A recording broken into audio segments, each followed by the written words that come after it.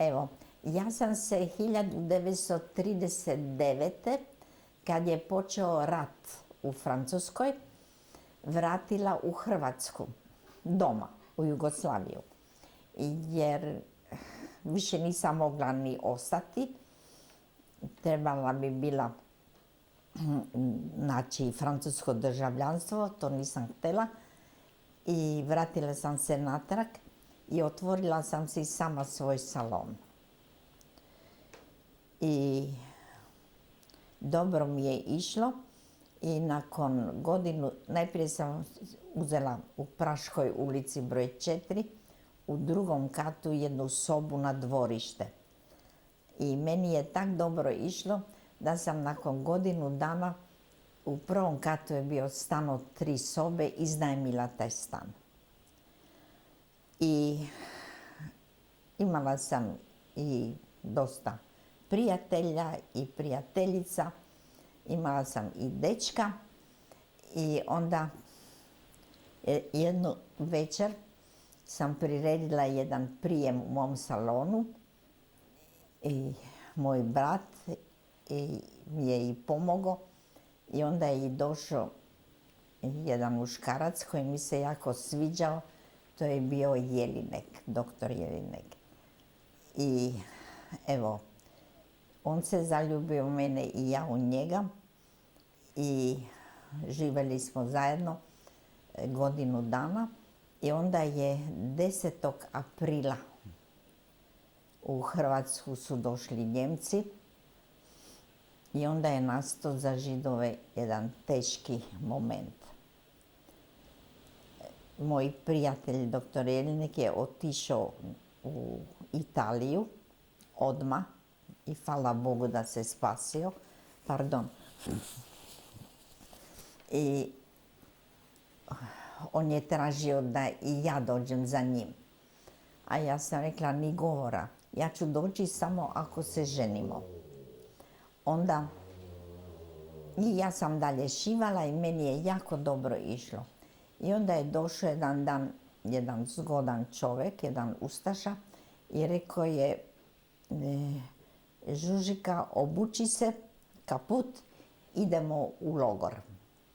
A ja sam rekla, dobro, ići ću u logor, ali dajte mi barem 2 dana da isplatim radnice. One nisu krive da sam ja Židovka.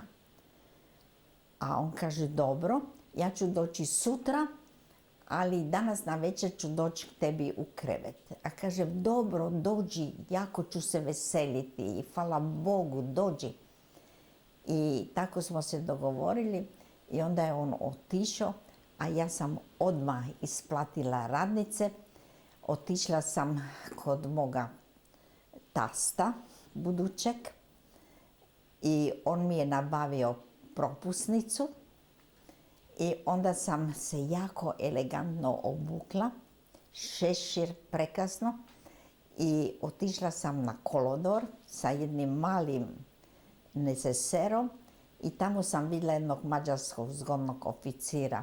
I ja odmah k njemu i mađarski kažem, došla sam iz Budimpešte, ja idem na Sušak, jel mi možete reći gdje trebam ići?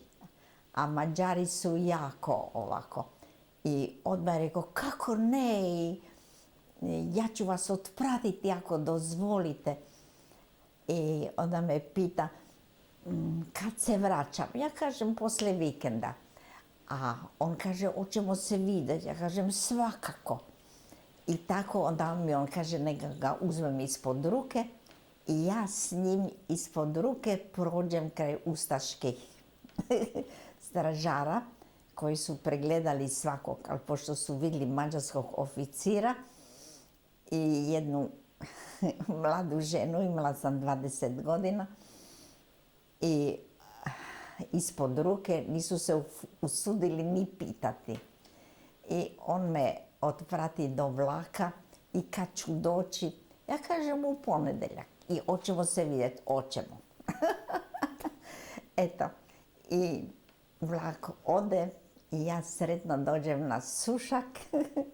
Na Sušaku me čekao moj dečko onda i mi smo se za 2 tjedna venčali na Sušaku 14.7.1941.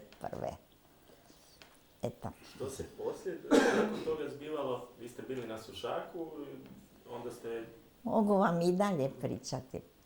I na Sušaku, makar da vam rečem, ja sam to već puno put pričala, ali ne smeta. Ne smeta jer je, bitno nam je da vidimo taj period, je li u vašem životu je dosta značajan. Da. Na Sušaku sam opet počela šivati. Evo, i to je jedna bila životna ironija. Svi su došli čestitati, a moji roditelji i moja braća su ostala u Zagrebu. Svi su došli čestitati mojim roditeljima kako sam se ja bogato udala. I mogu reći da je Jelinek jedini koji me oženio ko siroticu. Svi daljnji muževi